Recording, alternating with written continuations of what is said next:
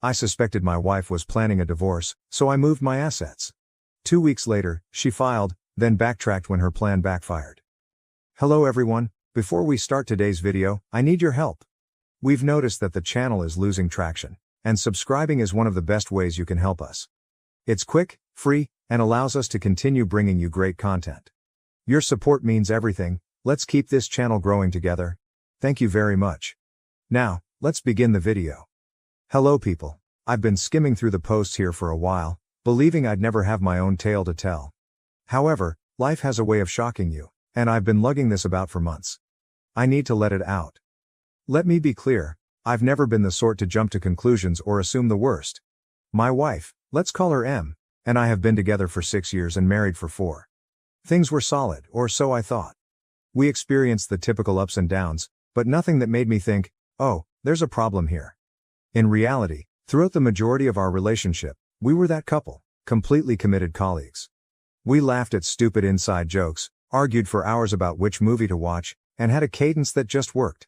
She'd organize elaborate date nights, and I'd treat her to her favorite takeout after a long day. It felt effortless. As if we had figured out the whole love thing. That is why what occurred next struck me like a ton of bricks. The shift around 6 months ago, things began to alter. At first, it was minor details. Things you'd likely miss if you weren't paying attention.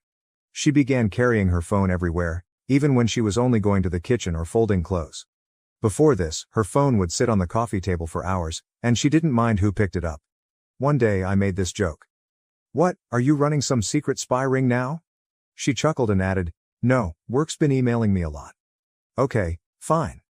But, a few days later, she created a password. That one caught me off surprise because she had never used it before.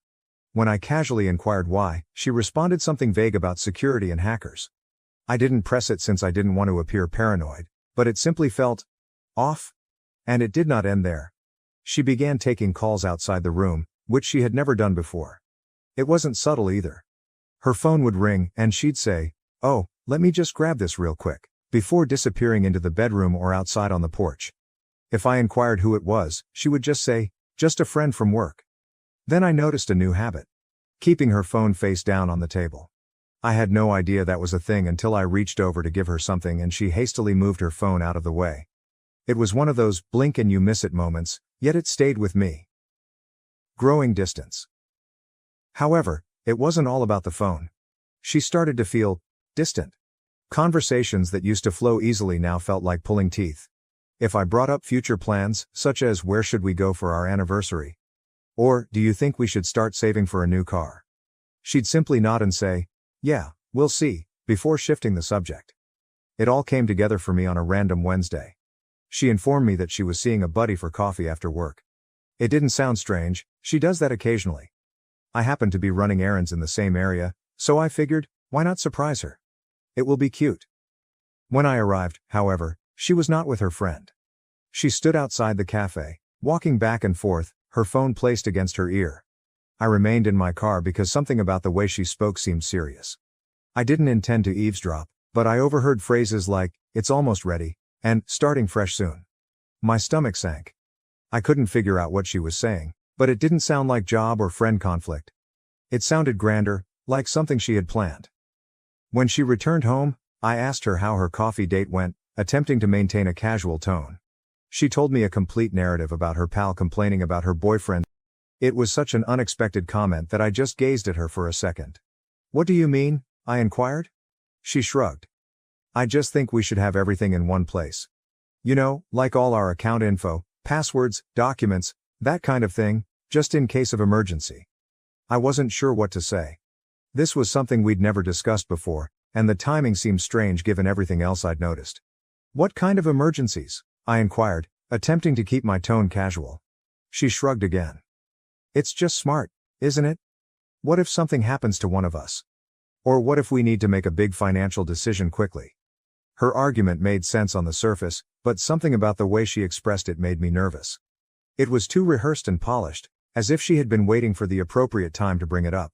I nodded and murmured something like, "Yeah, I guess that's a good idea," but within, alarms were ringing. Why now? Why are we suddenly concerned about arranging our finances when we've always kept them separate and loose? That night, my mind kept reliving her words, attempting to figure out what it meant. Was this just typical adult behavior, and was I reading too much into it? But then I remembered the phone calls, the talk I overheard in the cafe, and how distant she'd been recently. It all began to mount up, and I did not like the image it was painting. Until then, I had done nothing about it. A few days later, she mentioned it again. We were in the kitchen. I was making a sandwich, and she was looking through her phone, when she remarked, "Have you thought more about organizing the bank stuff? Like, do you know where all the account details are?" I lowered the knife and turned to face her. "Okay, what's going on?" I inquired, attempting to keep my tone light but firm. "You've been bringing up the finances a lot lately. Is there something we need to talk about?" She finally looked up from her phone, astonished that I had pressed her on it. "No, nothing's wrong," she responded hastily, making me giggle. "I just think it's important, that's all, for emergencies." "Emergencies? Like what?" She shrugged, her expression unreadable. "I don't know. Just life stuff. It's not a big deal. I promise, I just think it's something we should get on top of." Her response seemed ambiguous. Too vague. I nodded and let it go, but the way she avoided providing a direct answer made me even more suspicious. It didn't seem like a casual suggestion anymore. It felt like she was concealing something, but I had no idea what it was.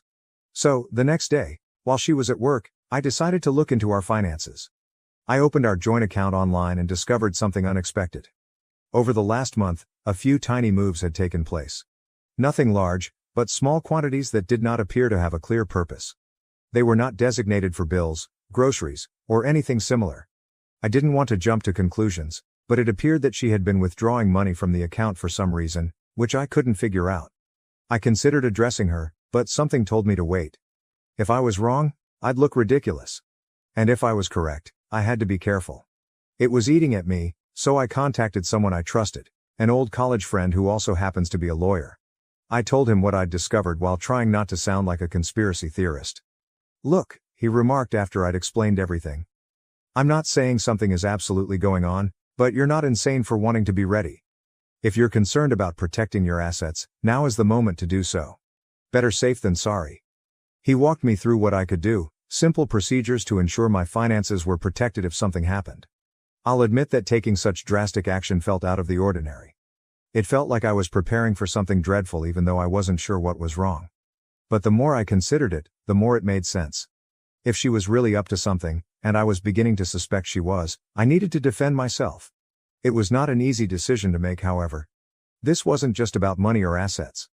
It was about the life we had created together. I kept repeating images in my head, our wedding day, the late-night conversations about our dreams, and the weird little jokes we shared. How did we arrive here? Is this what our marriage had come to? The prospect of taking these measures felt like conceding defeat, as if I was officially abandoning the trust we previously shared. That evening, while she was out, I sat at my desk and took out my laptop. My hands shook as I opened the computer and began browsing through everything: bank accounts, investment accounts, and the property deed. Each paper I studied felt like a betrayal, but a persistent voice in my head reminded me that this was about survival, not sabotage. I didn't mean to hurt her. I couldn't get rid of the idea that if I didn't act now, I'd regret it later. I compiled a list of everything I could transfer and how to do it without raising suspicion.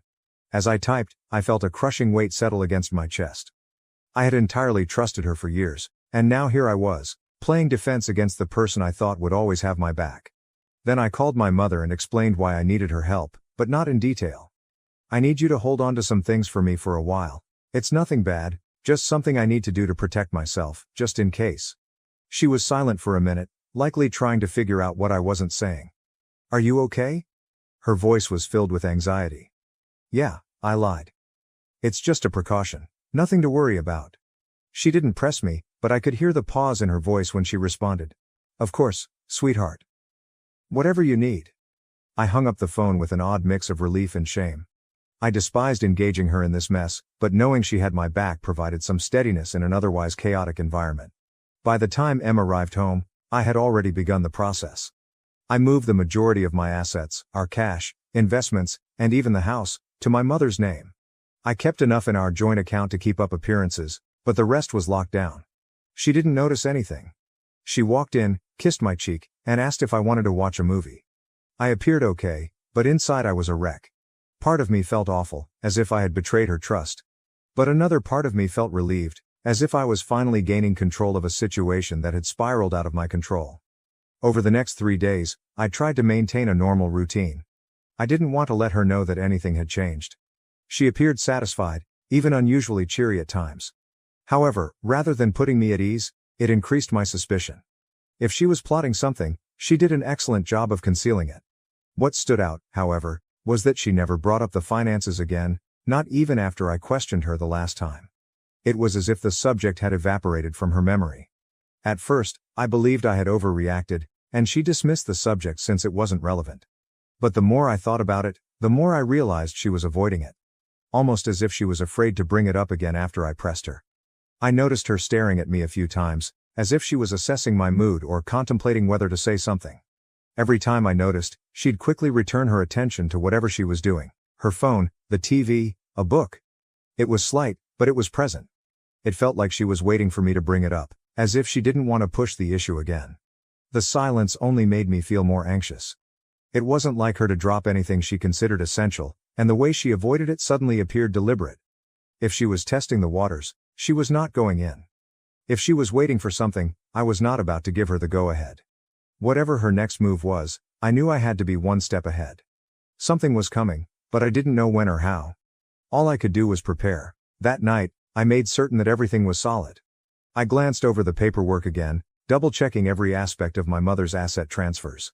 The house, the savings, the investments, everything was now legally in her name, sealed in an uncontested trust. I even called her to confirm that she had all of the necessary papers.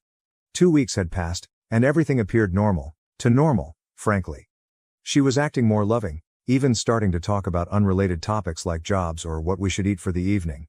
It threw me off because she'd been aloof for months, avoiding anything more than superficial conversations.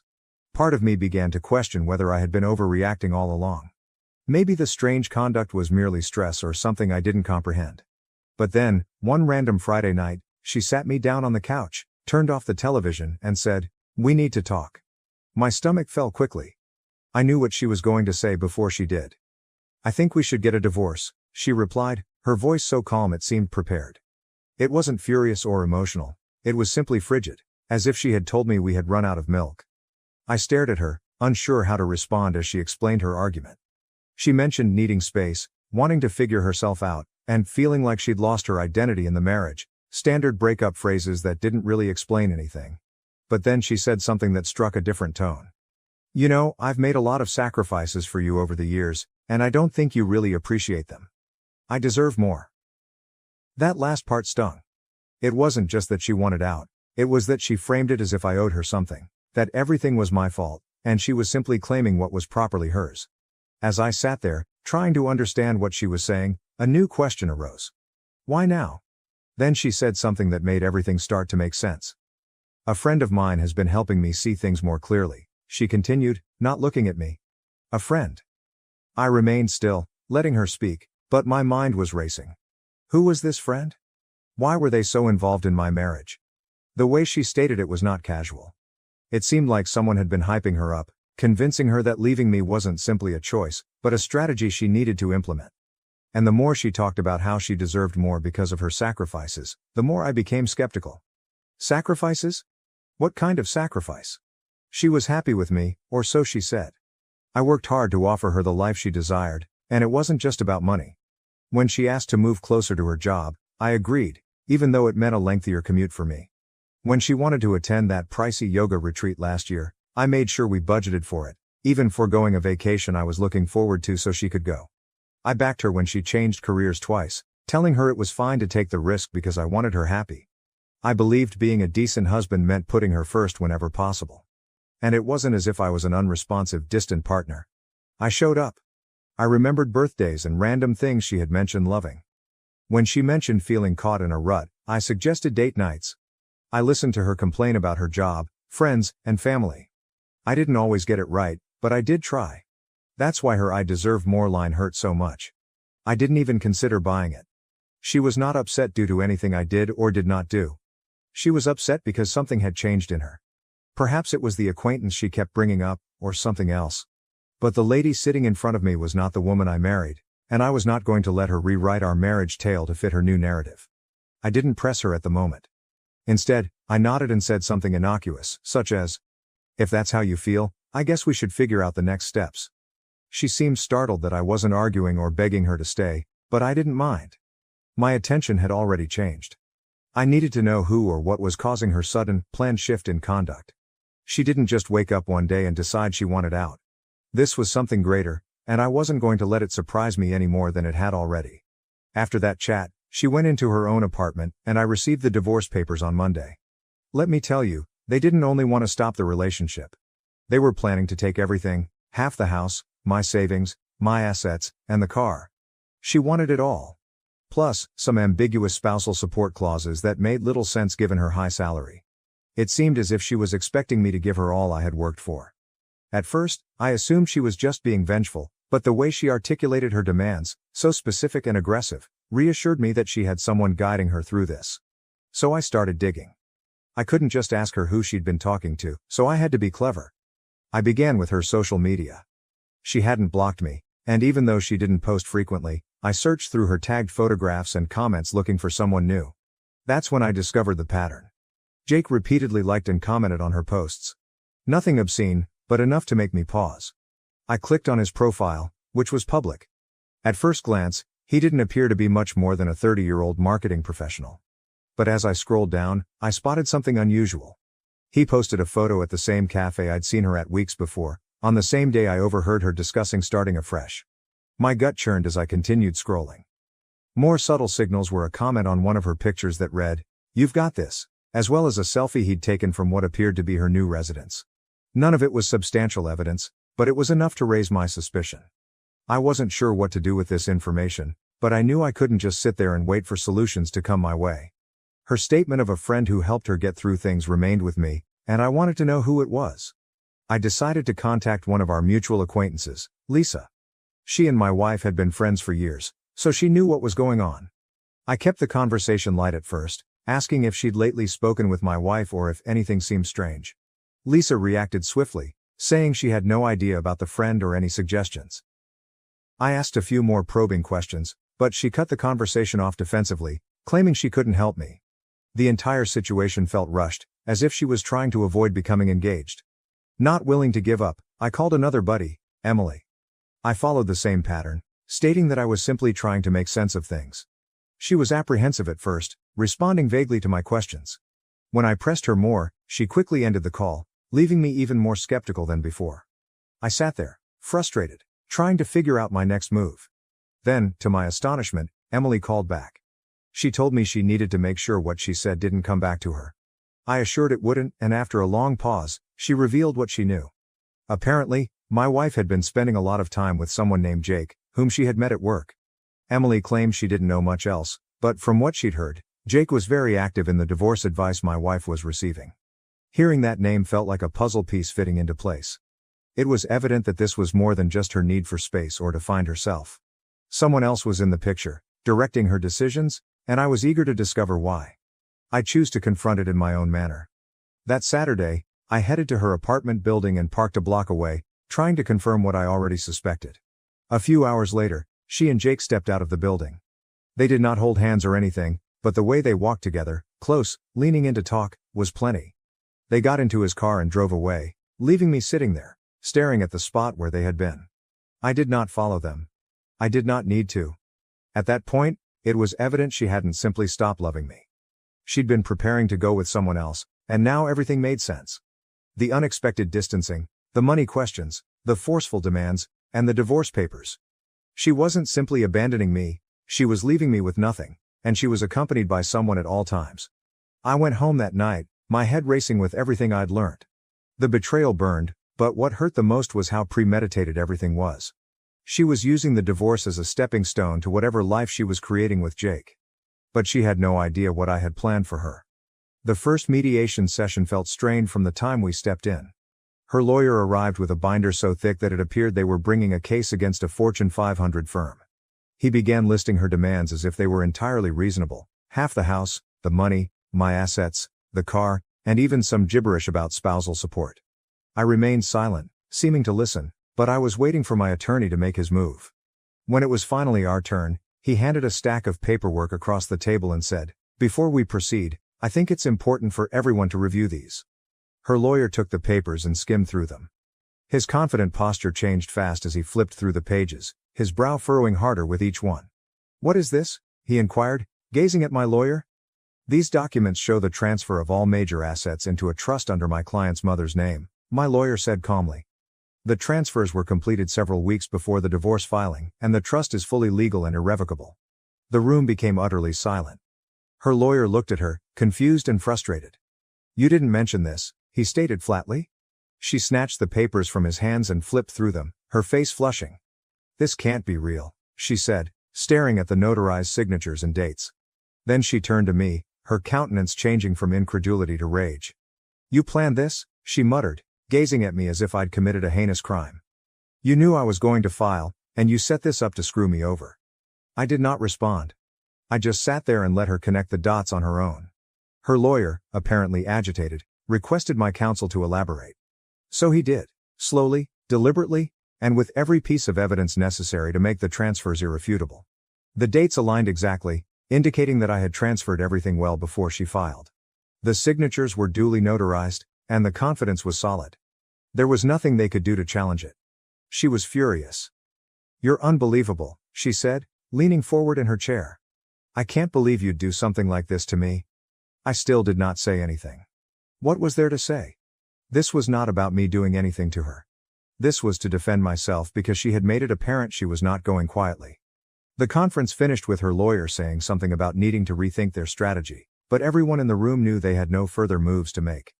When we walked out of the building, she took me aside in the hallway, her expression a mix of rage and desperation. "This isn't over," she added, her tone low. "You're going to regret this." I just looked at her and said, "I already regret trusting you. That's the only regret I have." Things escalated faster than I had anticipated following the mediation session. She went into complete meltdown mode almost instantly. It began with the calls, endless calls.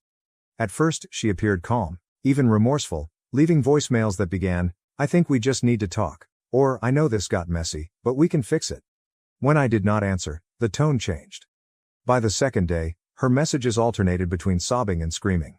One voicemail would be her lamenting about making a mistake and not wanting to lose what we had created together. Then she'd launch into a furious tirade accusing me of being stingy and cruel, blaming me for everything that was wrong in her life. I ignored it all. My lawyer told me not to engage, and I honestly did not want to. I was finished playing her games, but she was not. When the calls and texts did not work, she began telling stories. Mutual friends informed me that she had been telling people that the divorce was a hoax, and that it was all part of a larger farce. A prank? I mean, who would believe that? The flaws in her story quickly became apparent. Friends began to ask questions like, if it was a prank, why did you file actual legal paperwork? Or, why hire a lawyer and make such specific demands if it wasn't serious? When others didn't instantly accept the hoax justification, she doubled down. She said it was not a joke, but rather a test of our relationship's strength. She began casting herself as the victim, claiming that my reaction had hurt and betrayed her, that I had gone too far and broken our marriage's trust. At first, some individuals seemed to believe her stories. I'd get strange emails or comments from acquaintances like, "Wow, I didn't realize things were so rough for her." Even her brother lashed out, saying, "You should have just talked it out instead of being so drastic." It was annoying, but I knew the truth would eventually come out. And it did, due to a common buddy. Let us call him Matt. Matt and I were not particularly close, but we had always been nice. A few weeks after the mediation, he messaged me unexpectedly, stating he had something I needed to see. When we met, he brought out his phone and showed me a series of text messages between her and Jake. I was confused at first. "How did you even get these?" I inquired, scanning through the messages. Matt revealed that he and Jake shared a mutual buddy, who had heard their talks. Apparently, this common acquaintance had grown concerned about the way things were going, especially when Jake began gloating about how he was assisting her in securing her future. It didn't take long for that common buddy to figure out what securing her future really meant, trying to bleed me dry. Feeling awful about remaining silent, the buddy grabbed screenshots of the texts and sent them to Matt, believing he had a better relationship with me and could warn me. "This guy's been playing both sides," Matt replied, shaking his head. "He's been hyping her up to take you for everything while making her believe he'd be there for her afterward." Matt gave me the texts and said, "I thought you should know. You don't deserve this, man." The texts were terrible. She wasn't just ranting to Jake about the divorce. She was actively planning her future steps with him, and he was guiding her through them. A message she left read, "Once the settlement's done, we'll have everything we need. I just need him to agree to the terms." Jake responded, "Don't back down.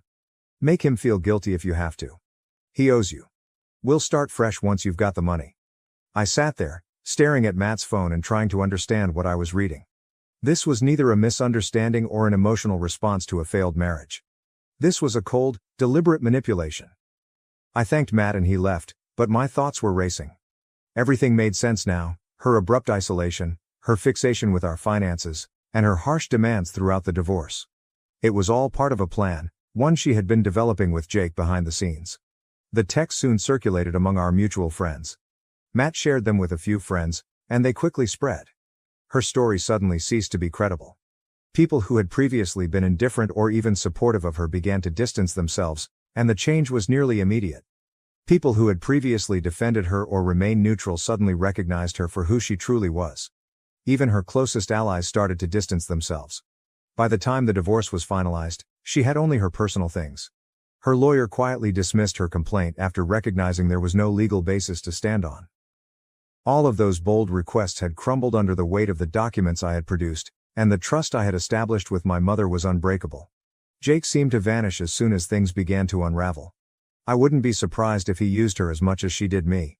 From what I could tell, he'd been feeding her fantasies of independence and a new beginning, but the moment it became evident she wasn't going away with anything, he was gone. Without Jake in her corner, her confidence plummeted. The calls and texts continued, but they became increasingly desperate. She was not accusing me anymore. She begged. "Can we just talk, please? I'll do anything to fix this." One voicemail stated. A different opinion. "You don't have to forgive me, but can't we just settle this and move on? I'll drop everything if you just talk to me." I did not respond. I could not. It was too late to reverse the harm. Even her family began to drift away. Her brother contacted me at one time, apologizing for some of the things he had said before when he believed her side of the story. "I didn't know what she was doing to you," he said. "I'm sorry I ever took her word for it." As for me, I received the house, my savings, and something I hadn't experienced in a long time: peace of mind. My mother, as usual, was my rock. She arrived with buckets of paint and a list of suggestions to help me reclaim the area as mine. Now, life feels like it's mine again. No more second-guessing every small interaction. No longer feeling betrayed. Just peace. She is a chapter from my history that I no longer read. And the remainder of the story is entirely up to me to write. Thank you for watching. If you haven't subscribed yet, please do so and hit the notification bell to stay updated with more shocking real-life stories happening around you. Living human being listening to this show. So just to add to that, how it affects you, not you, Humans. maybe your levels are lower, I don't know, but we'll find out. But both men and women who have lower fertility, on average, these are studies, there have been about 4 or 5 studies that have shown this, lower fertility and sperm count on the male side, die younger. Die younger. Okay? This should be of concern to everybody. Yeah. Your life expectancy is short. Yeah. You have less vitality. You have less energy, less life force. And the things that affect your sperm, your vitality, your testosterone are also affecting other. It's a canary in the coal mine, if you will, of lots of things that are going south. Right. At the same time. Which completely makes sense. And as the case of my friend Philip, all this fatigue, all these issues that he was experiencing. Yeah. Yeah, it's not just never just one thing. Right. Yeah. It is quite disturbing how uncommon these discussions are, though. That's what's crazy. You know, that this should be a huge factor. I mean, we get concerned with so many, there's people concerned with alcohol consumption. It's a big thing, and that has had an impact. Children today, or young adults, I should say, today are consuming much less alcohol than people in the past. Cigarette smoking, we're aware, very dangerous. Much less cigarette smoking than in the past. The consumption of these endocrine disrupting chemicals is essentially the same as when we talked 5 years ago. So I want to go back to this question I asked, is whose responsibility? So I don't think it's I mean, it's great for you and I to be concerned and for your listeners to be concerned. But in fact, it shouldn't be our responsibility because, the drug FDA does drugs, right? They're pretty good control of, safety of drugs. Pretty good. Yeah. Okay, we can talk about but compared to chemicals in our daily products, the products we use every day, it's fantastic because the regulatory agencies are not doing the job. Right. Okay? And so that's why it's all out there because they're not doing the job. Here, in Europe, it's much better, by the way. Is it? Yeah. Well, that's bad because they're going to beat us. They'll out-reproduce us. We'll go away. And they'll take over. No more America. We have to get people angry enough to put pressure on, there's a bill, the TSCA, Toxic Substances Control Act, which should be doing a lot of this. And I think it's coming up for revision. And maybe people can pay attention to that and read about it and, think, government should be doing this. It's not our job. It's not our job to worry about what's in our pants and what's in our this and our this and our this. Right. You were asking what's in, denim and so on. Should we have to read up on that? Are there dyes for jeans and clothes that are not toxic? Yes, but as Are I they more said, this is expensive? not my area. I understand. Yeah, you got to get.